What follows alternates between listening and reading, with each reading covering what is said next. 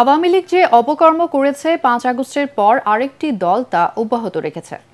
দুর্নীতিবাজ চাঁদাবাজদের ১২ ফেব্রুয়ারি নির্বাচনে জনগণ লাল কার্ড দেখাবে বলে মন্তব্য করেছেন জামাত ইসলামের আমির ডাক্তার শফিকুর রহমান। বাড্ডায় ঢাকা ১১ আসনের প্রার্থী এনসিপি আহ্বায়ক নাহিদ ইসলামের নির্বাচনী জনসভায় তিনি বলেন, পুরনো চাঁদাবাজদের জায়গায় নতুন চাঁদাবাজদের জায়গা দিতে জুলাই অভ্যুত্থান হয়নি। এ সময় ঢাকা ১১ আসনের প্রার্থী এনসিপির আহ্বায়ক নাহিদ ইসলাম বলেন, ১২ ফেব্রুয়ারি ভূমিদস্যু দখলবাজদের সিন্ডিকেট জনগণ ভেঙে দেবে। বিস্তারিত জানাচ্ছেন ইয়াসিন রানা।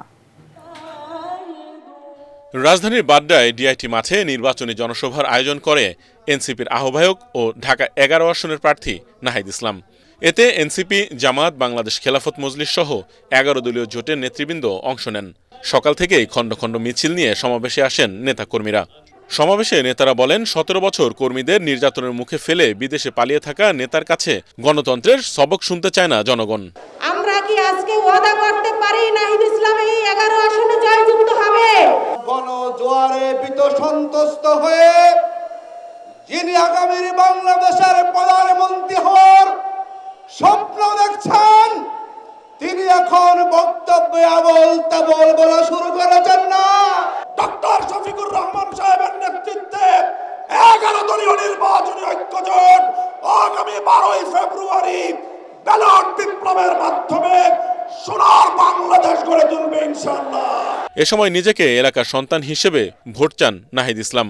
বলেন, জুলাই আন্দোলনে ঢাকা ১১ আসন তাকে আশ্রয় দিয়েছে। সংসদে গিয়ে এলাকার উন্নয়ন করে ঋণ পরিশোধ করবেন তিনি। এই অঞ্চলের নাগরিক সুবিধা আমরা নিশ্চিত করব। যে সকল মানুষ ভূমি হারিয়েছে তাদের ভূমি আমরা ফিরিয়ে দেওয়ার ব্যবস্থা করব।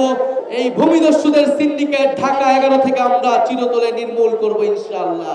বিএনপির সমালোচনা করে জামাতের আমির ডাক্তার শফিকুর রহমান বলেন, শেখ হাসিনার ১০ টাকার চালের প্রতিশ্রুতি আর বিএনপির ফ্যামিলি কার্ড একই রকম ভুয়া।